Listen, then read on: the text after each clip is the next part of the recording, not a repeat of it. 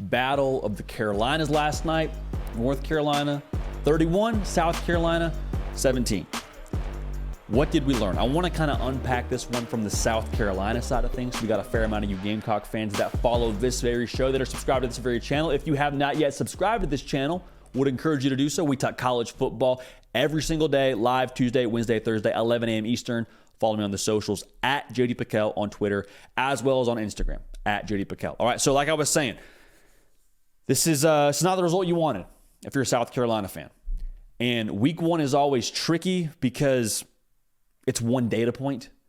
And so whether it went well or whether it didn't go well, we only have one score to look at to make our reaction to for the rest of the season. So I want us to kind of settle in right there. Don't panic. As much as you want to, as bad as some things looked yesterday, do not panic. There's a lot of positive to take away. And whether you look at this as a total positive or total negative, I don't think you're looking probably as much as a total positive. But if you're just saying the sky is falling in Columbia, South Carolina, I would caution against that. Now, it's not unrealistic and unreasonable to say there's some negatives to draw from this, but even so, some good stuff to take away. Most notably, your quarterback, the one who was supposed to be mistake prone and supposed to be a guy that had trouble making good decisions, he looked really good yesterday. And we'll talk about that more here in just a second. So here's the issue to get to the heart of it. Like let's just rip the Band-Aid off. There is one big problem. And that one big problem is at the one spot that is the heartbeat of any good offense. That's the offensive line. Could not run the football yesterday. Not even factoring in sacks. Let's take the sack piece out of this. Ran for 20 yards. Allowed 9 sacks. It's not great. And the reason why that's frustrating is because that's how you get the play started. A lot made about Dowell Loggins and his first time as the OC. Like, you can't blame Dowell Loggins that you can't get the play started on the offensive line. So that's tough. There's probably some answers to that we can try and work around. We'll talk about that a little bit later in this video. But to get to the heart of it, the reason why it's so frustrating that the offensive line had so many struggles is because the issue that a lot of people told you would be the issue going into the season was Spencer Rattler. Hey, he finished so strong, and he's going to be, potentially a guy for you that can do some good things, but he's going to be the issue. He's going to be the governor that holds South Carolina back, right? A lot of people said that. Last night, I did not see any version of that. He was the epitome of dialed in. He was 30 for 39, 350-plus yards. No touchdowns, but no picks. He looked really good. He was all South Carolina had going for them offensively. That and Xavier Legette. There were some good takeaways from the most important position on the team, and that's Spencer Rattler. Also, this was without really any impact from Juice Wells. He looked like what you would have hoped Spencer Rattler would look like when he decided to transfer to South Carolina from Oklahoma. So to see Spencer Rattler play at that level, and then to have no complement to that on the offensive line and in the run game and not protect him like that, just, it's frustrating. And I understand it's frustrating. And the defense also, as much as was made about them and as much as we talked about them having issues and what they couldn't do, still forced two turnovers against one of the best quarterbacks in college football against Drake May. Now, they scored 31 points. I'm not saying it was perfect. I'm not trying to put lipstick on a pig here. But even so, the offensive line, in my opinion, is the real negative that you have to look at from that game, and a lot of Gamecock fans feel the same way. But it's more frustrating because other parts of your football team that were concerns played well enough, I believe, to win the football game. Now, you allow 31 points. Is that good enough to win the football game? Anytime you have Spencer Rattler go for 350, I think you should at least be in the ballpark of making that more competitive than it was last night. Again, no shade on Dowell Loggins, man. Should not be any shade thrown his way because his game plan, I thought, was really solid.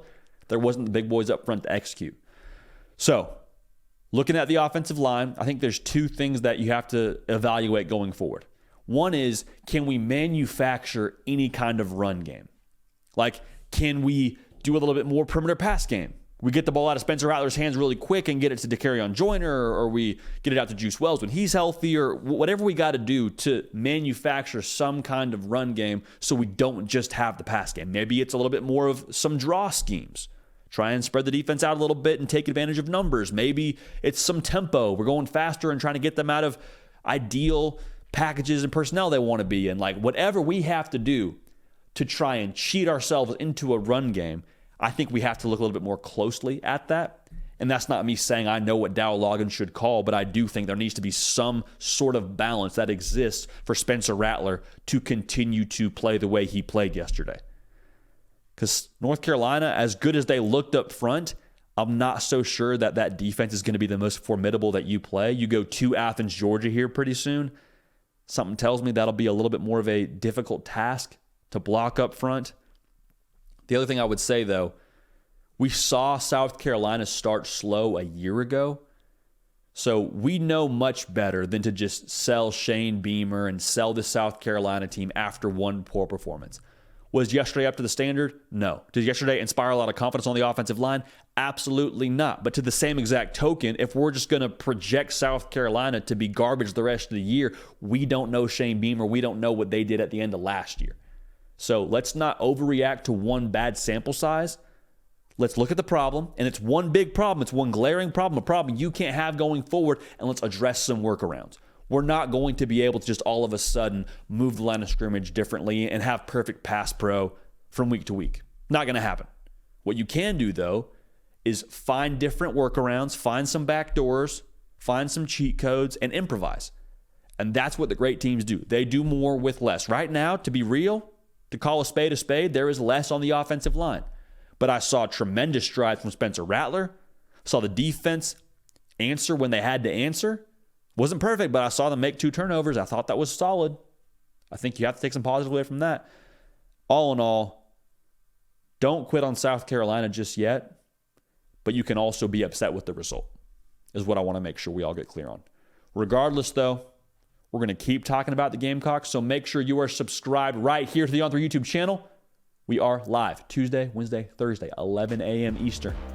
Follow me on Twitter and on Instagram at JD Piquel so you don't miss a minute of the content we got here and so you don't miss when we do go live. All right? We love y'all. We appreciate y'all. We're going to keep this party rolling, and we will see y'all next time. Hey, y'all. Thanks so much for watching. Subscribe to the channel here to make sure you don't miss an episode of The Hard Count. Also, be sure to check out other videos on the On3 YouTube channel.